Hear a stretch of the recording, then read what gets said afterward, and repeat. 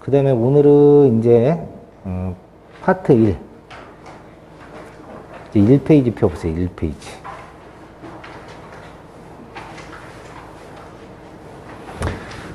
자, 1페이지 펴보면 이제 실패하지 않는 투자하고 성공적인 투자 방법. 경매도 똑같아요. 투자하는 방법이 일반 매매랑.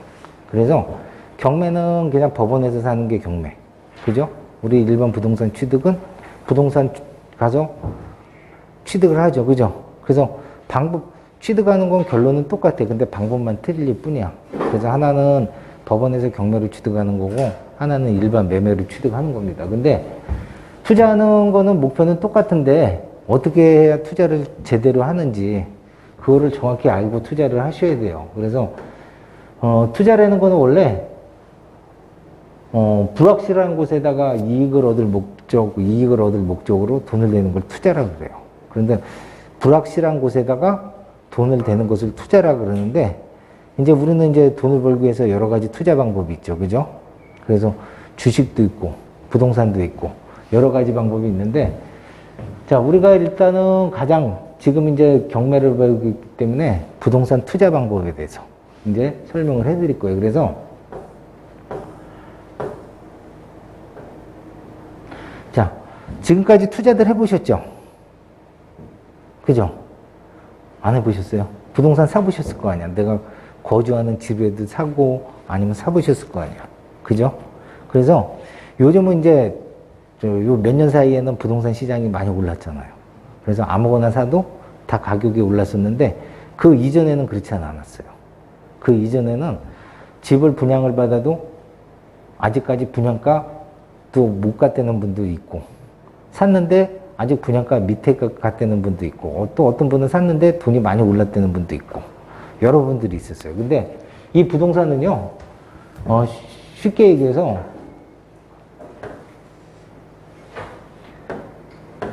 그러니까 아무 생각 없이 사면 어떻게 되냐면 운에다 맡겨야 돼. 운. 즉 부동산은 가격이 오르려면 뭐가 있어야 돼요? 가격이 오르려면 호재가 있어야 돼. 호재. 그죠? 호재가 있어야 되는데 이 호재라는 거는 부동산 시장을 올릴 수 있는 뭐 주변 여건이 조성이 돼야 된다는 얘기예요. 그래서 쉽게 얘기해서 우리가 이제 주택 같은 경우에는 집값이 오르려면 어떻게 해야 돼? 부동산 시장이 전반적으로 오르면 그냥 다 같이 오르지만 집값이 오르려면 그쵸? 교통이 좋아야 되고 또 기반 시설도 좋아야죠. 그죠? 주변에 학교도 있어야 되고 뭐 관공서도 있어야 되고 쇼핑할 수 있는 근거리에 있어야 되고 주변 기반 시설이 좋아야 돼. 그죠? 그래서 우리가 또 주택 말고 또 토지 같은 경우에 투자할 때는 토지에 투자할 때는 그죠? 토지 같은 경우에는 도로 여건들 새로 신규 도로가 생긴다든지 주변적이 개발 사업지로 편입됐다든지 주변이 개발이 되지 올릴 수 있어요. 그래서 이 부동산 투자할 때는 그냥 아무 생각 없이 과거에는 많이 샀었어요. 사실 보통 대부분의 사람들이 투자에 관심이 그렇게 많지 않을 때 부동산을 취득할 때는 그냥 보기 좋아서 그냥 가서 아무 생각 없이 사는 경우가 많아요. 그럼 이럴 경우에는 그 부동산은 운에다 맡겨야 된다. 이 부동산 시장이 과거에는 이렇게 우상향하는 시장, 가격이 올라가는 시장일 때는 아무거나 사도 오르지만 그렇지 않을 시장에는 아무거나 사시면 큰일 난다. 즉 큰일 난다는 거는 운에다 맡겨야 되는 거예요. 근데 지금도 이렇게 시장이 계속 오를까요? 그럼 앞으로? 앞으로는 시장이 이렇게 지금처럼 가격이 우리가 올라가는 시장 우상향이라고 그러는데 이런 시장은 앞으로는 없을 거예요. 크게. 특정 지역만 빼고.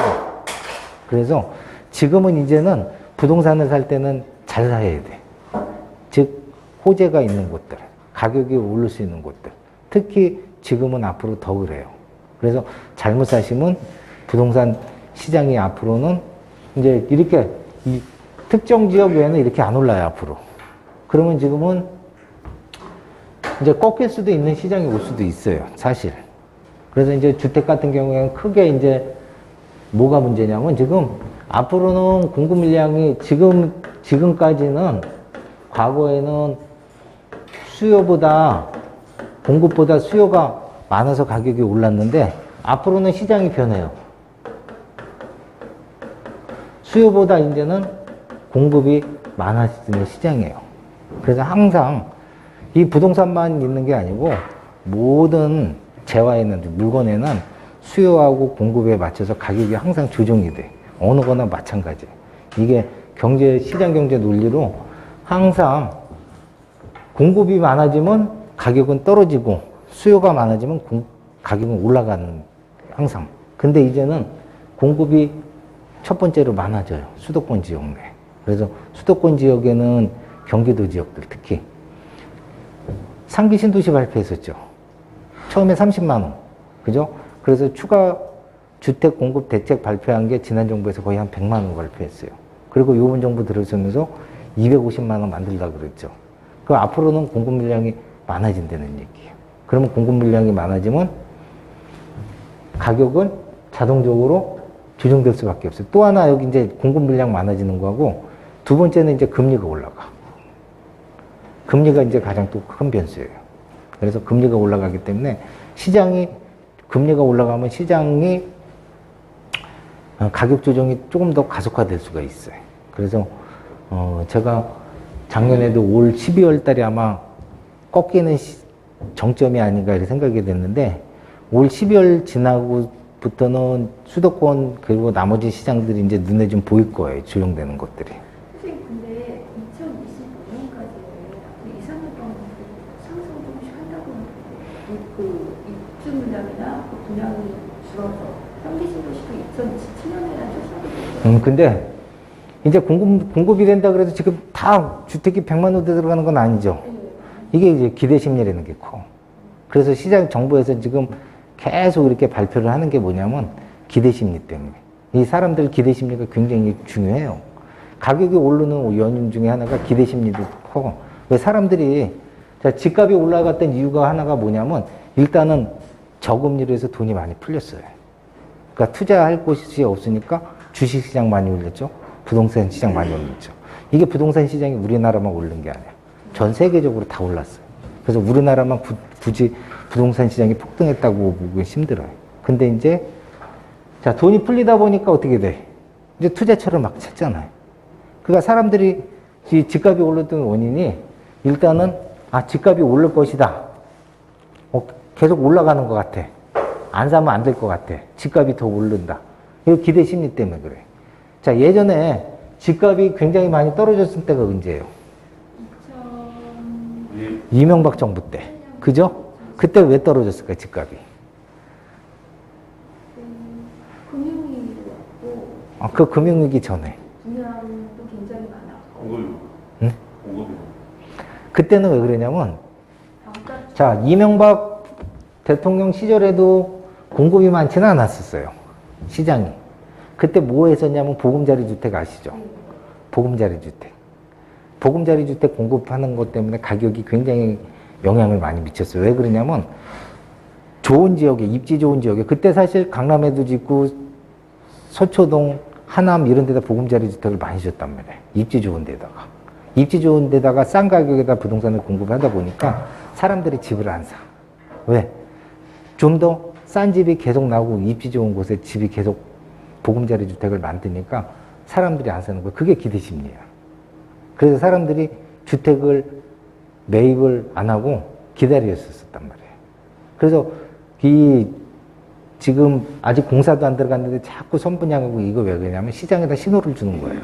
앞으로 주택 공급을 많이 할 테니까 좋은 위치에다 주택 공급을 정상적인 가격보다 싸게 할 테니까 지금 기다려라 이러는 정부에서 일종의 신호를 보내는 거라고. 그래서 앞으로는 공급은 많아질 수밖에 없어요. 시간이 지나면. 그러면 사실 지금 상기 신도시하고 100만 호 짓는 지난 정부 발표한 입지적인 거는 다 위치가 다 좋아, 입지들이. 그리고 그 지역의 상기 신도시 말고 기타 이제 추가 대책 공급한 데들이 입지가 좋고 일단 교통 대책도 다 수립을 해놨어요. 앞으로. 그렇기 때문에 지금보다 더 좋은 입지와 교통 여건을 가지고 있는 주택들이 많이 쏟아진다. 그러면 자, 우리가 주택이 이 얘기는 잘 안 했었는데, 주택이 우리가 일단은 소득이 증가해. 일단 처음에 소득이 증가하면 어떻게 될까? 일단 내가 돈이 많이 생겨. 그럼 가장 먼저 뭐 하고 싶어? 예? 소위 뭘 사야겠죠. 뭐 먼저, 사람들이 일단은 남자들은 보통 보면 돈 생기면 차부터 바꾸려고 그래. 그죠? 근데 삶에 가장 밀접한 게 뭐예요? 주택이잖아. 내가 돈이 많이 생겼다고 생각해봐. 갑자기. 그러면 딴 데를 이전하고 싶어, 안 하고 싶어? 당연히 가고 싶지. 그러니까 소득이 증가하고 삶의 질이 증가하면 사람들이 가장 먼저 찾는 것들이 자기가 가장 밀접한 곳, 환경을 개선하려는 노력들이 가장 커요. 그래서 돈 있는 사람들이 강남 가고 더 좋은 곳에 지금 100호까지 찍은 데 있죠? 용산에. 한남동에. 그래서 소득이 증가하고 삶의 질이 증가하면 지금 환경보다 더 사는 거를 개선하려고 그래, 보통. 그렇기 때문에 일단은 소득이 증가하면 지금 자꾸 삶의 질이 조금씩 개선은 사실 돼가고 있잖아요. 전체적으로 소득이 증가하고. 옛날보다 우리나라가 많이 잘 사는 건 사실이잖아요. 주거 환경도 많이 바뀌었죠. 그죠?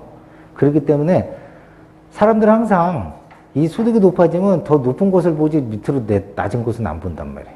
그러면 위치 좋고 입지 좋은 데다가 주택이 생기면 더 좋은 곳으로 가려고 그래요. 그러면 지금 현재 100만 호 주택이 공급이 되면 현재 3기 신도시도 마찬가지야. 입지 좋은 곳에 살아. 그러면 기존에 있는 집을 팔고 더 좋은 곳으로 이동을 하려고 그런단 말이에요. 그러면 주택은 지금 보면 공급이 굉장히 늘어나.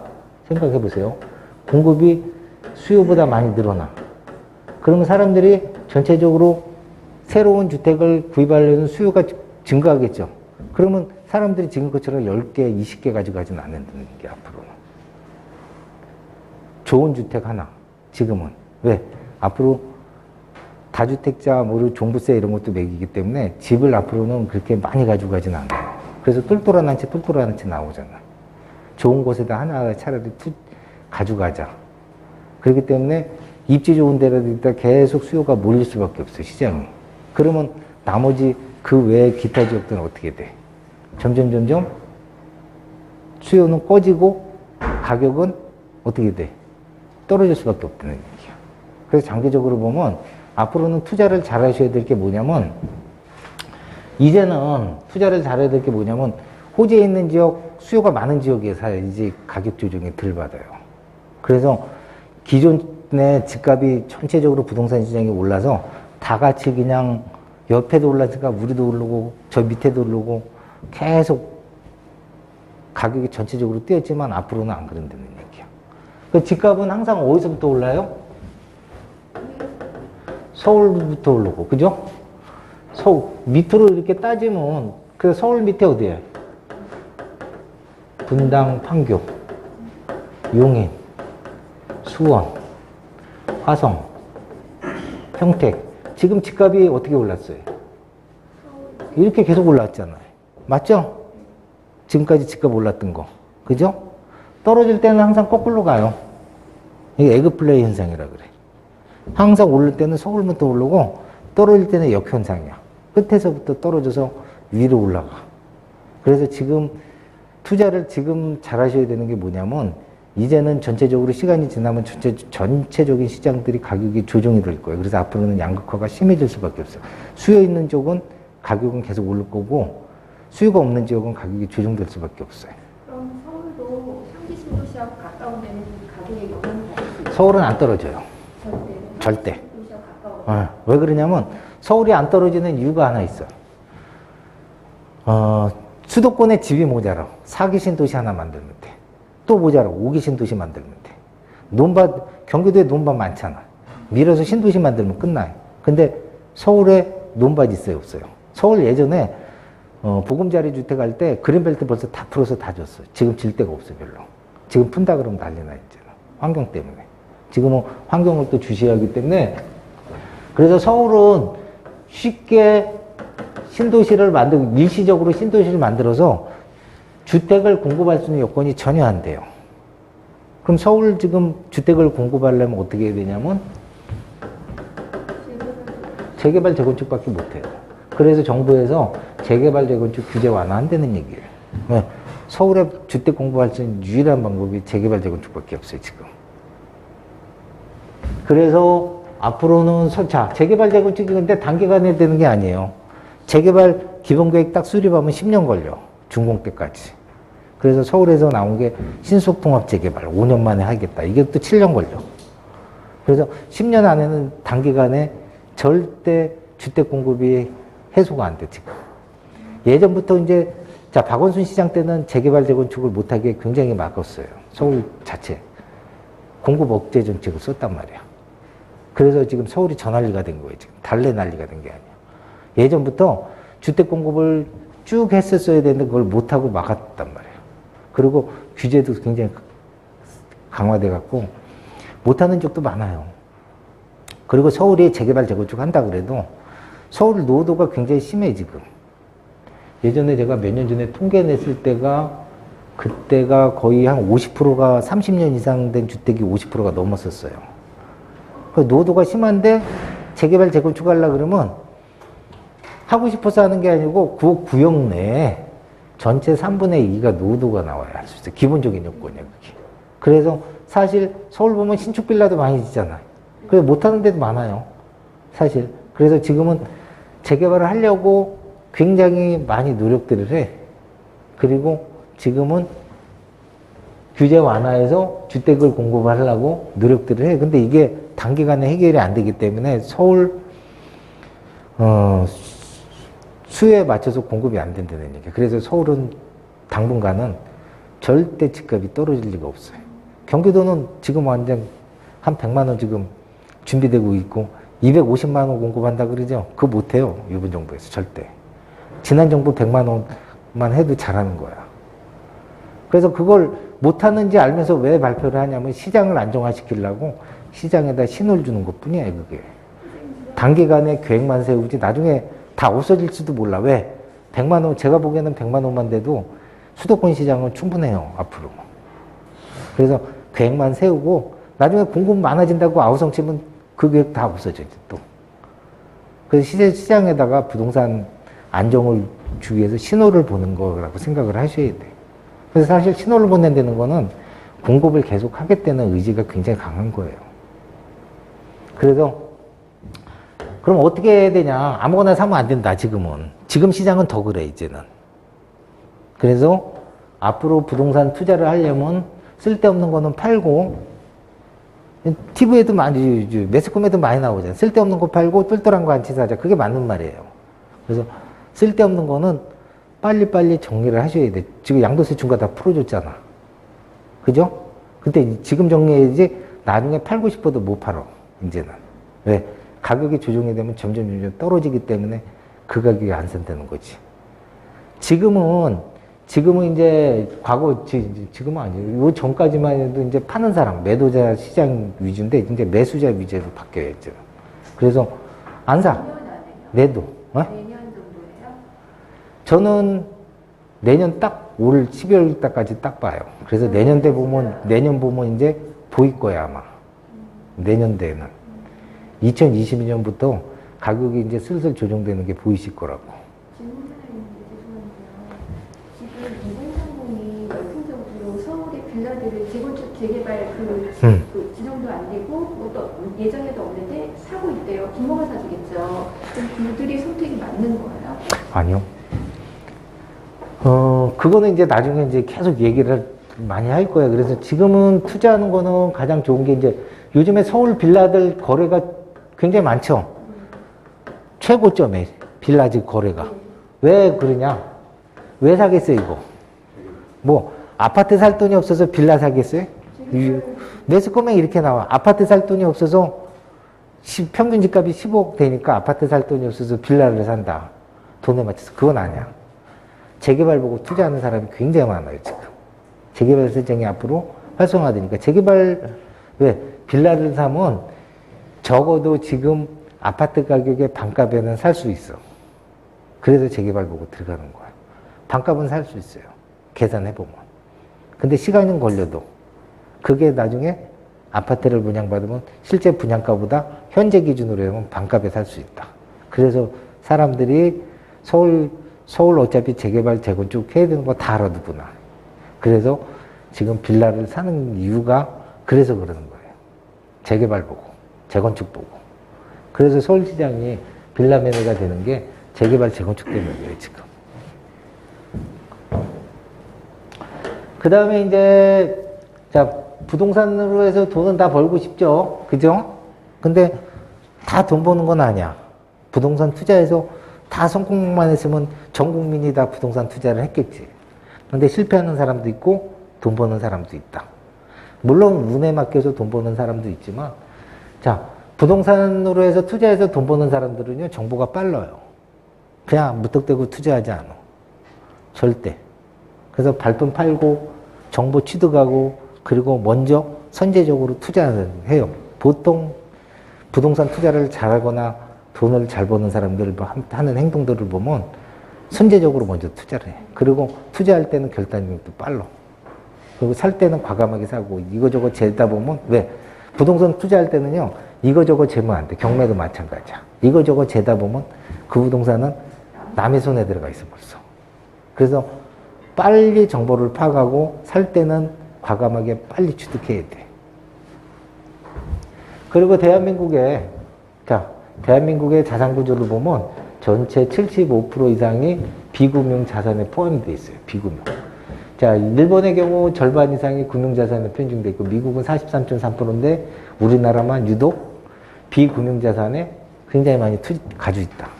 그러면 쉽게 얘기해서 내 자산 규모가 다 어디가 있냐? 거의 대부분이 부동산에 있을 거예요. 금융자산보다 비금융에 묶여있는 게 더 많아. 그럼 내 자산을 늘리려면 어떻게 해야 돼? 가지고 있는 부동산을 잘 굴려야 된다는 얘기야. 그죠? 그러면 부동산을 잘 굴리려고 그러면, 자, 지금은 잘 굴리려고 그러면 어떻게 해야 되냐면, 이제 앞으로 시장이 바뀌기, 이제 지금까지는 우상향했던 시장이기 때문에 이제 시장이 다시 재편될 거예요. 그러면 거기에 맞춰서 다시 부동산을 다시 조정을 해야 돼. 그래서 아까 얘기했듯이 쓸데없는 거는 팔고, 쓸데없는 거. 쓸데없는 거는 아무 호재 없이 가격이 오른 부동산들. 올랐다고 생각하면 빨리 팔아야 돼. 그냥 옆에 오르니까 옆에 그냥 같이 샀어, 그냥. 그래서 올랐어, 지금까지. 근데 이제 그런 시장은 없어. 이유 없이 오르는 시장은 아니라는 거야. 왜? 그만큼 공급이 많아졌기 때문에. 그래서 이제는 호재 지역, 수요가 많은 지역 아니면 건들면 큰일 나요. 그래서 서울은 사도 괜찮아. 서울은 유일하게. 그래서 앞으로 부동산 시장이 양극화된다는 게 서울은 그대로 갈 거고. 그죠? 수요만 또 일기 신도시 특별법 만든다 그래서 일기 신도시 재건축 연한이 다 됐잖아. 30년. 그거 왜 특별법 만들어서 풀어주냐면 주택 공급난 해소하기 위해서 그런 거예요. 결론적인 목적은. 그래서 일기 신도시 특별법 만들어서 일기 신도시 재건축하고. 일기 신도시가 사실 신도시 중에서 가장 좋아요. 입지도 좋고 교통 여건이 잘 돼 있고 기반 시설도 굉장히 잘 돼 있어. 그래서 이런 수요 많은 지역들, 그죠? 여기 보면 분당, 판교, 서울 거의 가격 영향 경기도 받는 게 아니라 서울 영향을 많이 받잖아. 이런 수요 많은 지역 외에는 또 호재, 지금 가장 호재가 이제 GTX, 교통으로, 그죠? GTX 역 하나 생겼다 그러면 집값이 뭐 2배로 꽁충꽁충 뛰었었어요. 의왕도 아파트가 2배로 뛰었던 적이 있었어요. GTX 발표하고. 이런 교통 호재나 특별한 거 없이는 앞으로는 이렇게 막 뛰는 시장은 아니기 때문에 가격 그런 것들은 쓸데없이 가지는 거죠. 빨리 정리하고 돈 되는 곳으로 쭉 몰아가시는 게 좋아요, 지금은. 그래서 부동산 시장은 잘 읽어야 돼요, 시시각각. 잘 읽어야 되고, 항상 아까 얘기했듯이 수요 공급에 움직이고, 지금은 여기 이제 금리까지 가서 했어요. 근데 요번 정부가 부동산 잡기는 굉장히 어떻게 보면, 좀 쉬워졌을 거예요. 금리에다가. 금리까지 계속 우리나라만 있는 현상이 아니잖아요. 그죠? 미국 금리 올리니까 같이 올라가야 되는데 어차피 쫓아가야 될 수밖에 없고. 그 다음에 어차피 공급 대책 세워놨던 거 그대로 쫓아가면 되고. 그래서 가격이 조정이 쉽게 되긴 될 겁니다, 이제는. 그래서, 그리고 이제 우리나라 가장 큰 단점이 뭐냐면 과거에 부동산 시장에 과도하게 정부가 개입을 많이 했었어요. 이게 문제였어요. 지난 정부 때. 지난 정부 때 너무 과도하게 시장에 개입을 해서 문제가 된 거예요. 지난 정부 때. 어차피 전 세계적으로 오르긴 올랐는데, 조금 더 대응을 좀 유연적으로 했었으면 지금처럼 이렇게 우리나라만 많이 오른 건 아니에요, 그때. 우리나라보다 더 많이 오른 나라도 많아. 근데, 좀 너무 미온적으로 대응을 하고 또 시장에 너무 규제를 너무 많이 했어요. 억제 정책을 썼고 세금으로 집값을 잡으려다 보니까 이 난리가 난 거예요, 우리나라도. 그래서 그 다음에 이제 부동산은 항상 이런 사이클이 있어요. 사이클이. 지금 시장이 6이에요. 6이라고 생각하죠?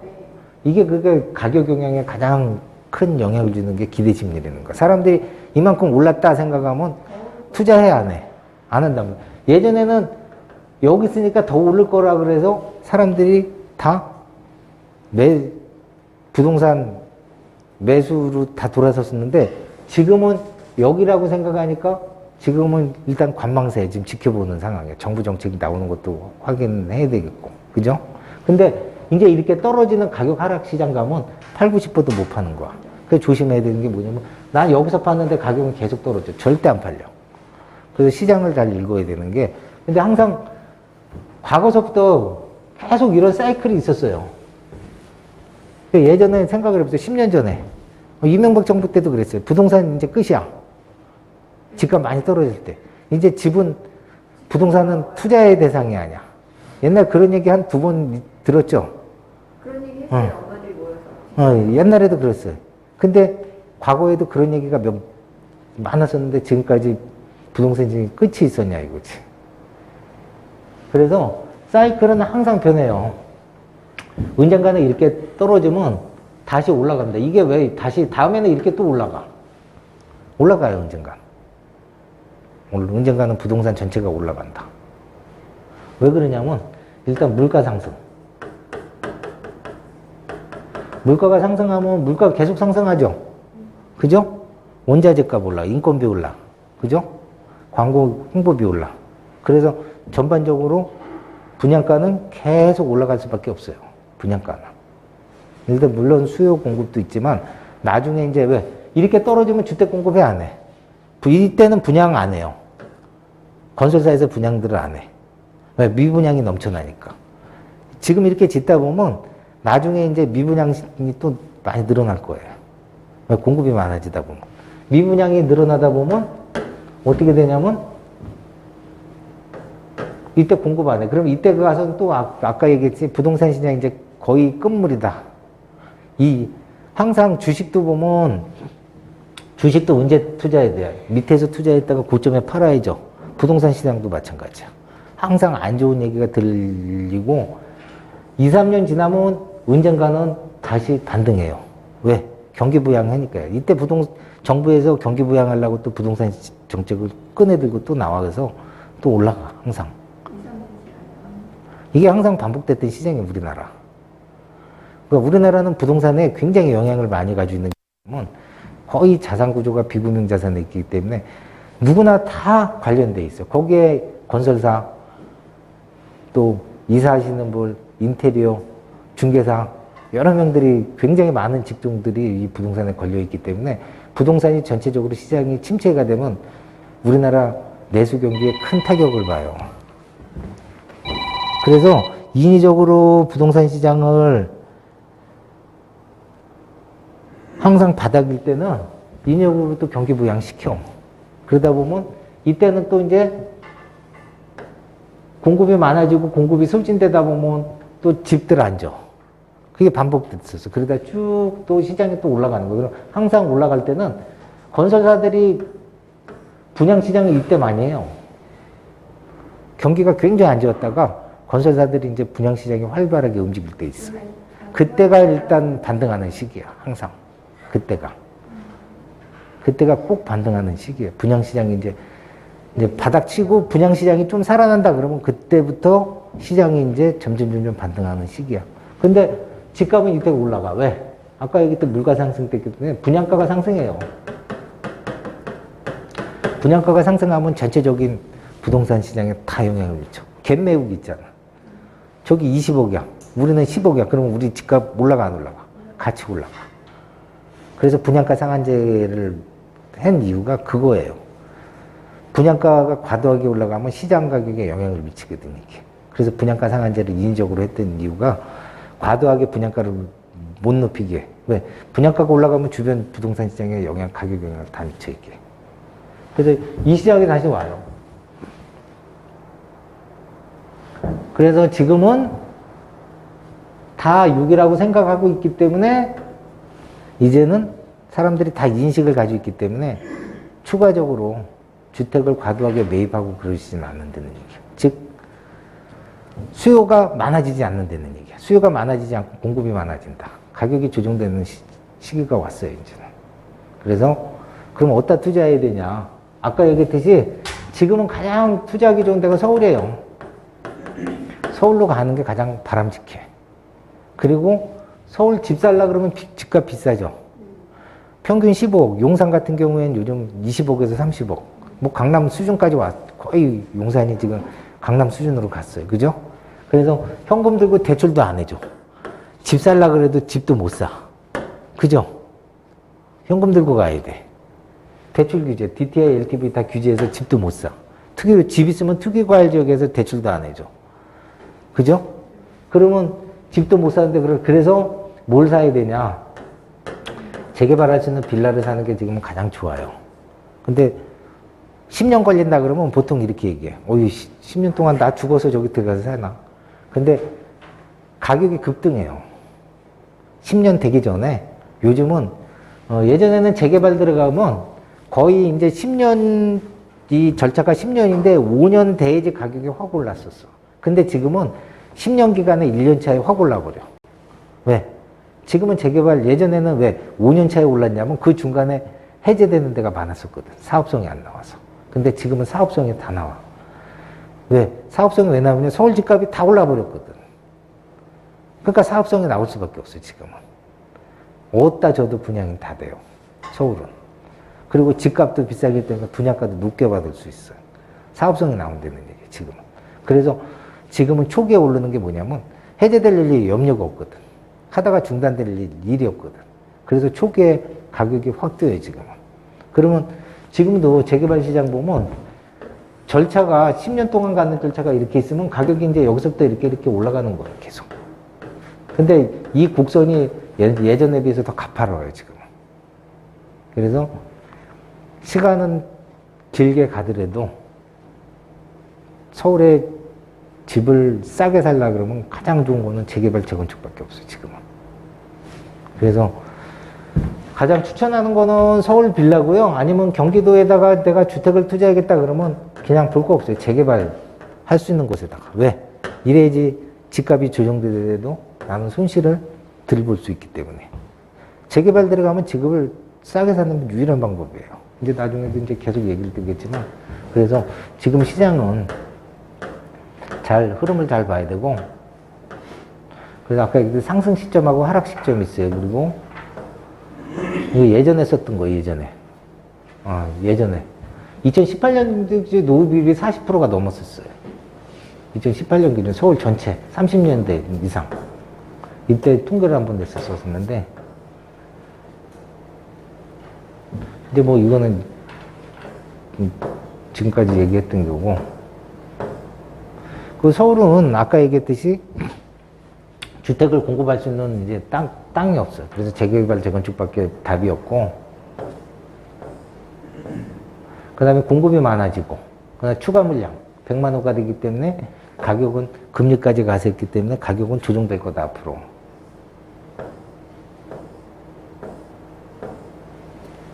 그 다음에 이제 토지 같은 경우에는 지금 여유가 되면, 이제 아까 주택 얘기는 여유가 되면 땅을 사시는 게 좋아, 지금은. 땅. 우리가 땅이라 그러면 이제 모르고 토지를 사는 게 좋다. 이제 수도권 내. 서울은 개발할 수 있는 땅이 없어요. 그래서 수도권 내 땅을 사는 게 좋다. 모든 개발이 수도권으로 이제 집중이 돼, 지금. 땅. 왜냐면 반도체도 다 경기도에 짓게요. 반도체 밸리.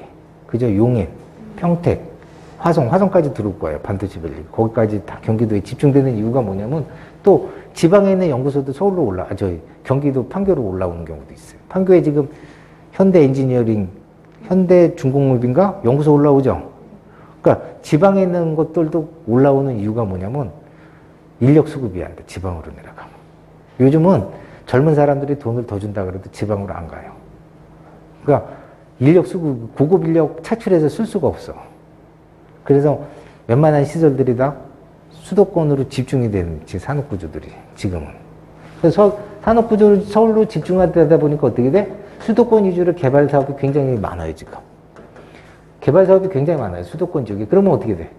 경기도 이 수도권 지역의 땅이 점점 줄어들고 있다. 가용할 수 있는 토지들이. 줄어들다 보면 어떻게 돼? 개발할 수 있는 점점 줄어들면 공급량이, 자, 주택은 생산자리에서 막 부족하면 막 4기 신도시, 5기 신도시 막 갖다 때려서 공급하면 그만이야. 근데 땅은 어떻게 인위적으로 만들 수가 없죠? 그렇기 때문에 가용할 수 있는 토지들이 점점 줄어들고 있어요. 작년에 보니까 작년에 전국에서 가장 많이 토지가 거래됐던 매매량이 경기도가 톱이었어요. 그 경기도에서 어디냐? 화성. 그 다음에 용인, 안성, 평택, 남양주.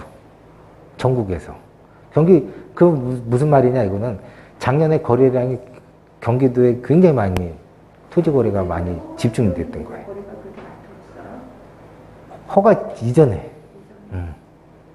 그래서 경기도 땅이 전국에서 가장 많이 거래됐어요. 그 다음 경상도. 그래서 그 말은 무슨 말이냐면, 개발 사업으로 인해서 토지 가격도 전국적으로 화성, 용인, 안성, 평택 최고 많이 올랐던데. 거의 얘기해보면 최소 2배는 올랐다고 얘기를 해요. 다들. 땅값 많이 뛰었다. 그 반도체 공장 주변으로요? 한세 하이닉스 자리는 굉장히 많이, 2배가 아니고, 거기는 부르는 게 압이야, 지금. 거기는 몇 배 더 뛰고, 기본적으로 안성만 해더라도 안성에 사시는 분들이 2배는 올랐다고 해요, 자기 입으로도. 안성이 누가 들어오는데? 그건 나중에 얘기해 드릴게요. 그래서 그것까지 다 얘기했어. 그래서 땅을 사시는 게 좋긴 좋아. 점점 땅은 줄어들고 있고 만들 수가 없는 게 땅이죠. 주택은 계속 공급만 하는데 얘는 생산재가 아니기 때문에 만들 수가 없기 때문에 가용할 수 있는 토지는 점점 줄어든다.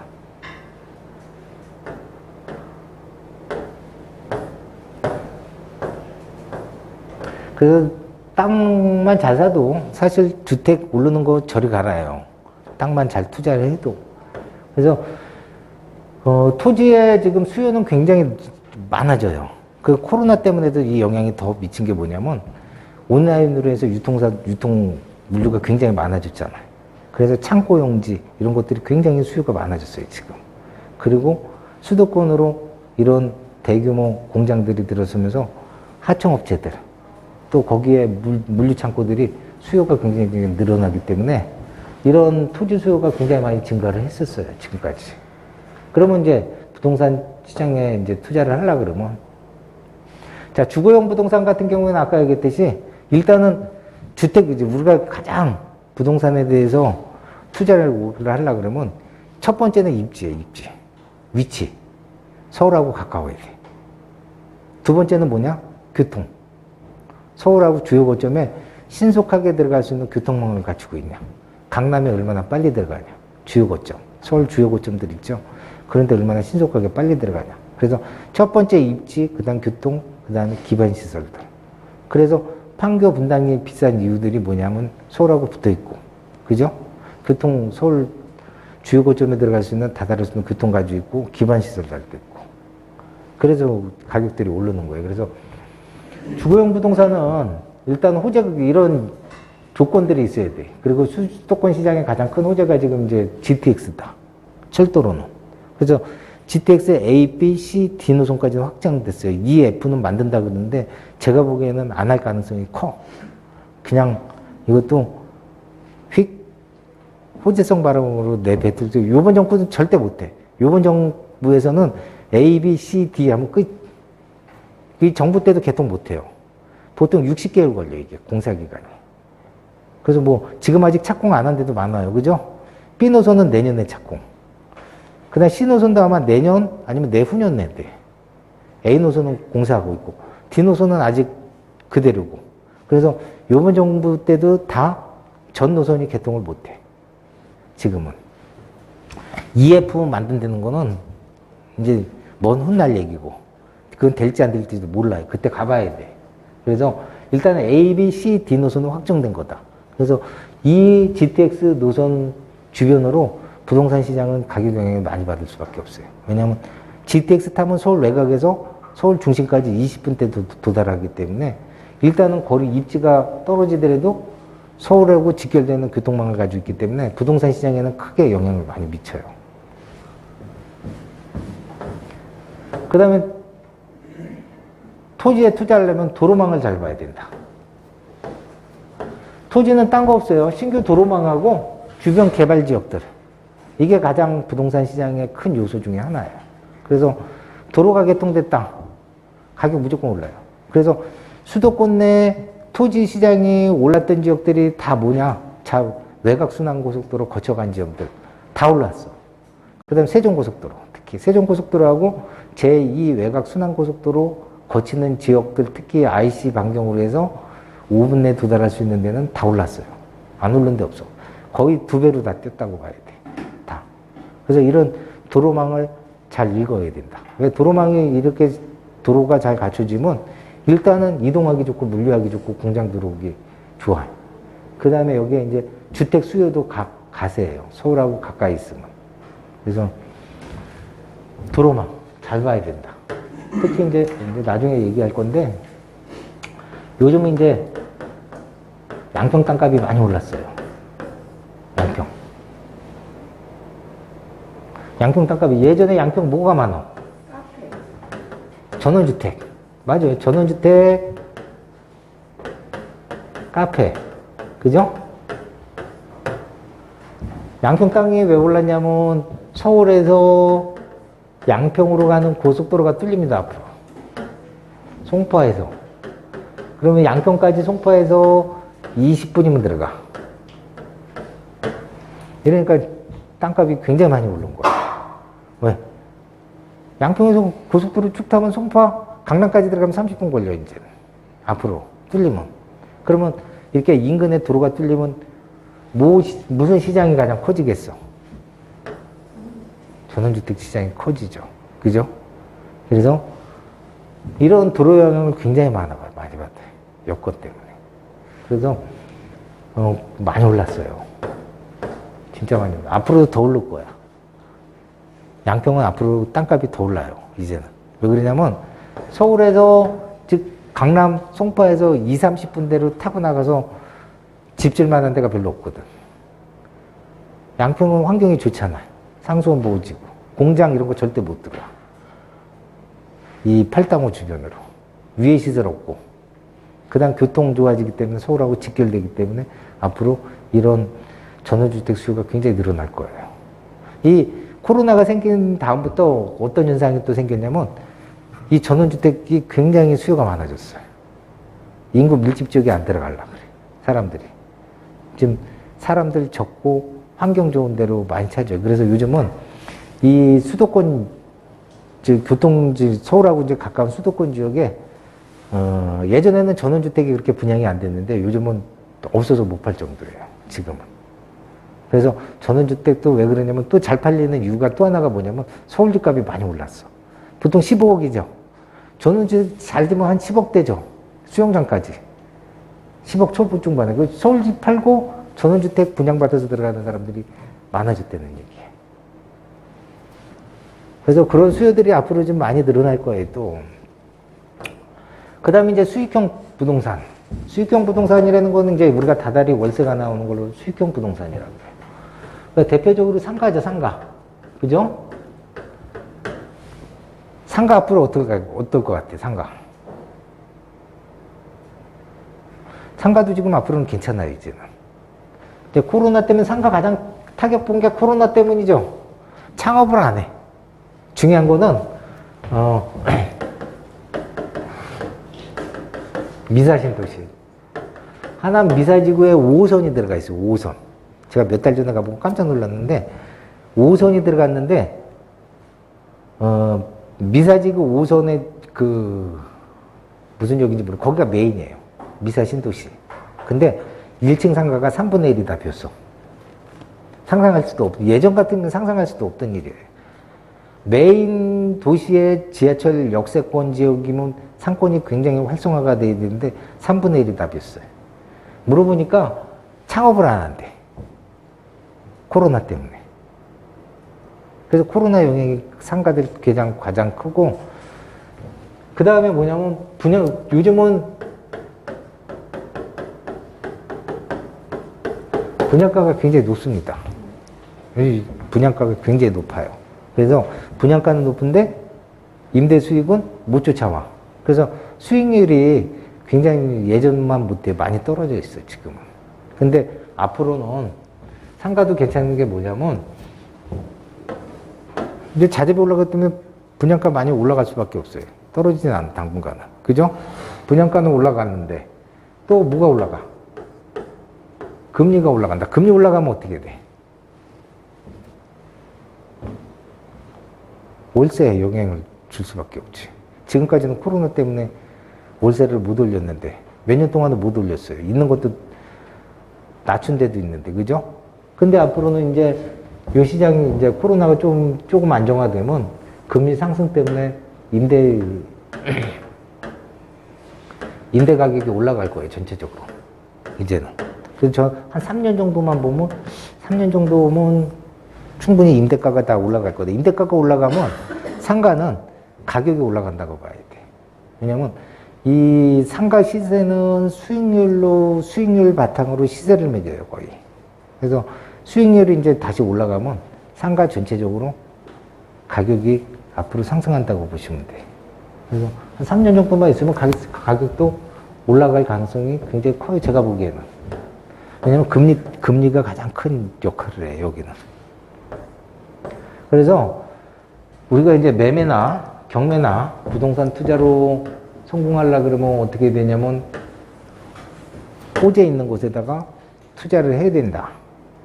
그냥 맹목적으로 그냥 보기 좋아서 이렇게 해서 하시면 안 돼. 지금 시장은 더 중요해요.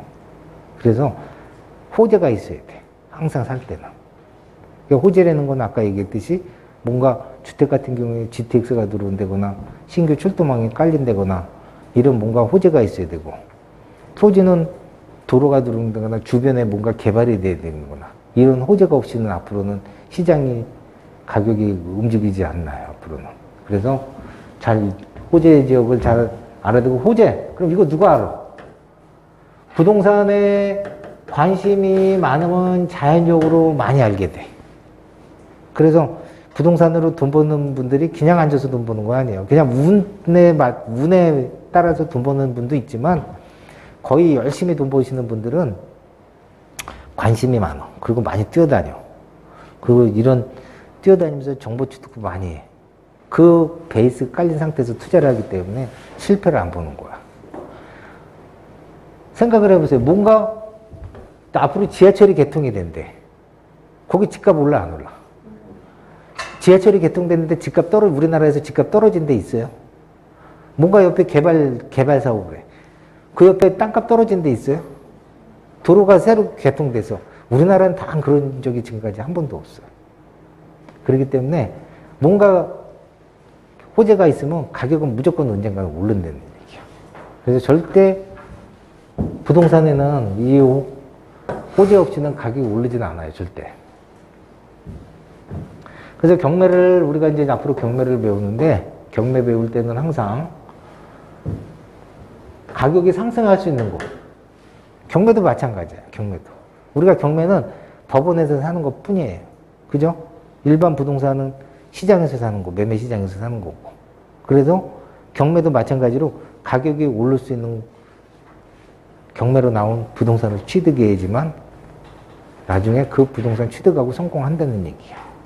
그래서 맹목적으로 그냥 아무거나 막 투자하시면 안 된다.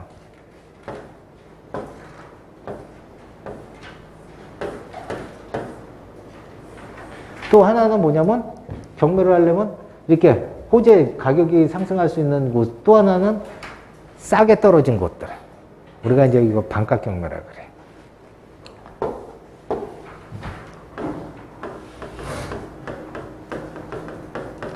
반값 경매로 떨어지는 이유는 두 가지예요. 권리가 복잡해. 일반인들이 못해. 이거는 일반인들이 못한다 그러면 소송가에 각오하고 해야 된다. 그거 못해. 그죠? 하나는 딱 비선호 부동산. 가보니까 집까지도 안 와. 떨어지는 이유가 있어요. 가보니까 위치가 안 좋다든지. 가보니까 한참 올라가야 돼. 아우, 저거 어떻게 살아? 한참 올라가야 돼. 차 없이는 못 올라가. 그죠? 또 하나는 가보니까 집이 낡아 있어. 뭔가 이유가 있어. 사람들이 눈에 안 차는 거야. 뭔가 단점이 있는 거야, 이게. 단점이 있기 때문에 좋은 점만 있으면 그게 벌써 낙찰됐지. 그죠?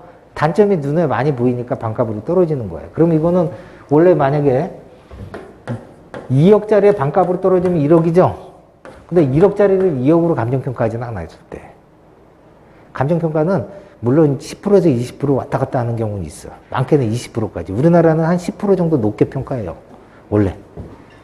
그래서 20%까지 왔다 갔다 하는 경우도 있는데 이렇게 막 맹목적으로 1억짜리를 2억짜리로 평가하지는 않아. 간혹 가다 저평가하는 것도 있어요. 감정평가들이 가격을 잘못 평가해갖고. 근데 거의 비슷한 시세로 하고 또 이 시세 감정할 때는 주변의 거래 시세에 대비해서 해요.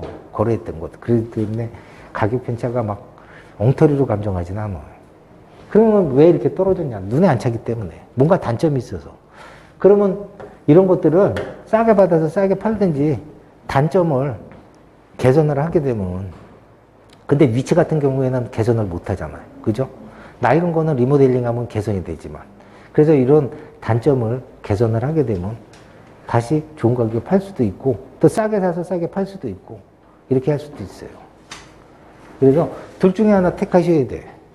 경매할 때는 자 50% 미만 떨어진 것만 보겠다 그러면 이것만 가서 보셔도 돼. 경매 좀 조금 경험 좀 있는 분들은 이런 것만 찾아다니는 분들도 있어요. 50% 미만 떨어진 것만 가서 봐.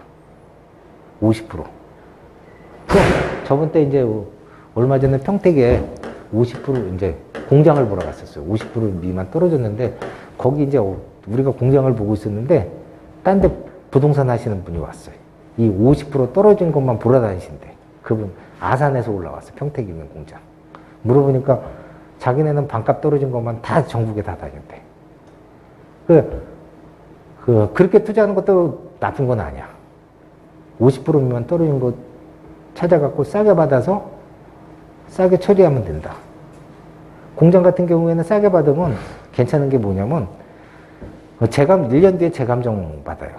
그러면 대출을 자기 다시 50% 떨어졌다. 만약에 그러면 감정가 100%죠. 이 100%에 나중에 1년 뒤에 감정하면 감정가 100%에 80%까지 대출 받아낼 수 있어요. 그러면 여기 한 50% 떨어져 60% 샀다. 내 돈 다 찾아오고도 남죠? 그죠? 이렇게 하시는 분들이 있어요. 이것만. 50% 떨어진 거에서 1년 가지고 있다가 재감정 받아서 돈 다 땡겨갖고 그 다음 대출 땡겨갖고 파는 게 아니고 그냥 그거 그대로 넘겨버려. 대출 받은 상태에서. 그럼 나는 돈 들어가서 안 들어갔어. 나는 돈 다 빼먹었잖아. 그리고 그냥 넘겨버려. 그거 그냥. 살 사람한테. 돈 한 푼. 그 사람은 돈 한 푼만 안 들이고 사는 거야. 있는 거 그냥 그대로 가져가 버리니까. 이렇게 해서 파시는 분들도 있어. 그래서 반값 경매로 하든지 아니면 가격이 오를 수 있는 곳에다 투자를 해야 된다. 둘 중에 하나 해야 된다. 부동산 투자해서 돈 벌려니까. 이것도 저것도 아니면 안 됩니다. 그러면 가격이 오를 수 있는 곳은 부동산에 대해 관심을 많이 가지시면 돼. 요즘에 인터넷도 잘 돼 있어서 그 동네 막 인터넷으로 쳐보거나 동네를 가보거나 그러면 정보들을 많이 알 수 있어요, 요즘은. 과거에 비해서 정보 얻기가 굉장히 쉬워. 그리고 다리품을 많이 팔면 또 정보를 많이 얻어요, 또. 다른 사람들보다.